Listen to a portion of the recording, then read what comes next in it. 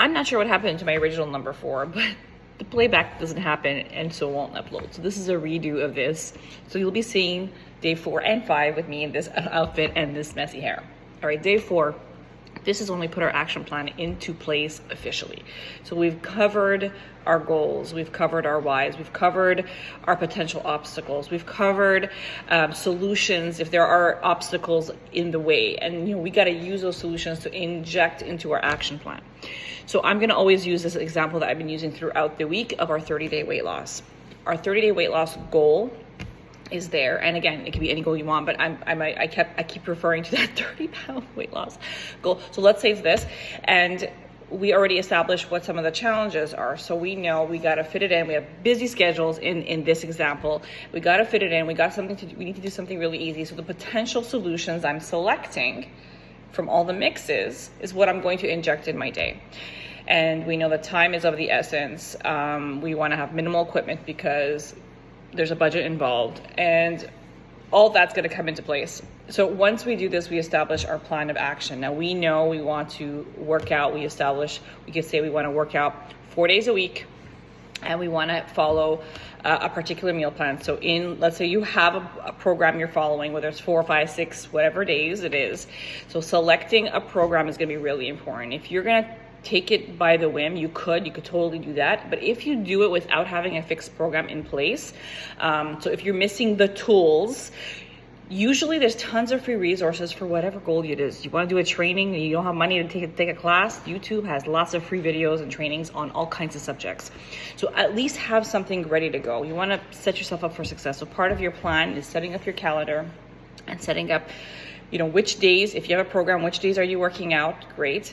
What are you doing those particular days? If you don't have a program, but you do want to work out every day, you can go on YouTube. You can already establish what are the workouts you want to do, at least for the week, so that you don't have to stress about it in the week. So you know how you have that established.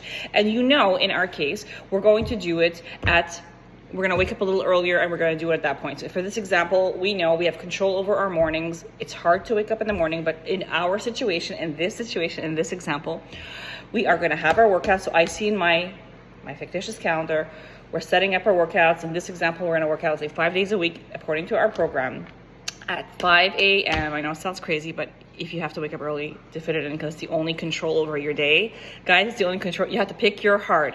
So that's the hard in this example that I'm going to choose. So I don't have a lot of time. That's the way I inject it in my schedule, because I have control over that before crazy starts in our day, right? We have a program in place, so we know exactly what we're doing. And it could be free. It could be a streaming service. I like using the streaming service where you have all these programs. But let's say you have workouts from YouTube that you've already selected. I've already planned it out in my week, so I already know 5 a.m. My clothes are ready the night before.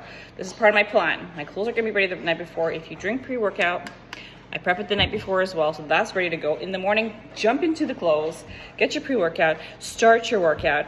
It's 30 minutes long in this example. We do it, we plug it in, and then by 5:45, realistically, by the time you get out of bed, you're done that part. So this is one of the things you wanted to do, and you're selecting programs and exercises that doesn't require a lot of equipment based on your equipment. In this case, there's no equipment, let's say. And so here we are, budget for equipment, not a problem. We just had to get the program from the streaming service, which is also at minimal cost, or free from YouTube. But having the plan in place, you gotta have the plan in place. And I tell you, it's a game changer to know what you're gonna do the next day. When you don't know what you're gonna do the next day and you're always pondering about it every single day, you have way more chances of convincing yourself not to do it because you're tired, because you don't feel like it, because you're sore from the day before, whatever the reason is. Your kids start jumping in and things can be a little crazy. So you have a plan in place. That's a non-negotiable, you guys, no matter what it is. Even if it's those free workouts from YouTube, it's okay. Maybe it's a walk outside, it's okay. Now, I personally cannot do the walk outside when my kids are with me because they're really, really young and can't watch themselves. But you gotta go with what works for you. 5 a.m. workouts, we're dressed, ready to go. We have our workouts, great. That's our plan right now. Now, the next thing, our nutrition, which is a huge part of this plan, right? Because you want to lose the 30 pounds, probably the most impactful actions are going to happen around your nutrition. So we covered our activity level. Now we want to cover our nutrition. I'm talking really fast. I'm really sorry. So our nutrition, now a nutrition, again, have a plan or guidelines to follow, if not a plan. And why this is important is that when we get to step 5, when we have to backtrack and evaluate if this is working, how do you know if it's working or not if you're not following something specific?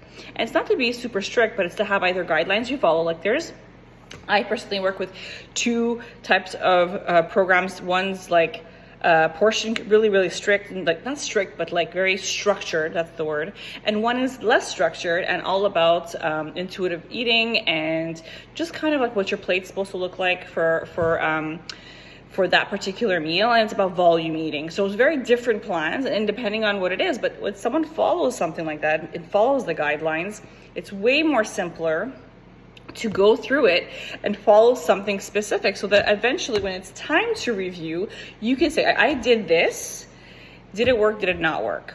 When you don't have anything particular that you're following or any guidelines that you're following and you're not budging in your weight, well, how do you know? Like, you could say, like, I ate well. The amount of times I heard I ate well, what does that mean? What does that mean? Did you eat a lot? Did you not eat a lot? Did you eat a lot of chicken? Chicken still has calories. You know, like, it just, to put it into perspective, when you have something written down, when you have a plan to follow, you can go back and review if it's working or not. So having, let's say, a plan in place that you're going to follow, you want to save money, you want to save time, because again, time in this thing was a big obstacle. You get a meal prep, you're going to take 2 hours on Sunday. It's a very random example. 2 hours on Sunday. You would have already, before food shopping, you would have already planned your menu, because you already know what you're following. So you're going to plan the menu, you're going to plan the ingredients you need that you don't have already in your house, and you're going to go pick up just those ingredients. You're not wasting money on all the extras that you may or may not have. And it also follows your plan. And then you spend the 2 hours cooking as much as you can. That's part of the plan. On 2 hours on Sunday, and you follow your meal plan throughout the week.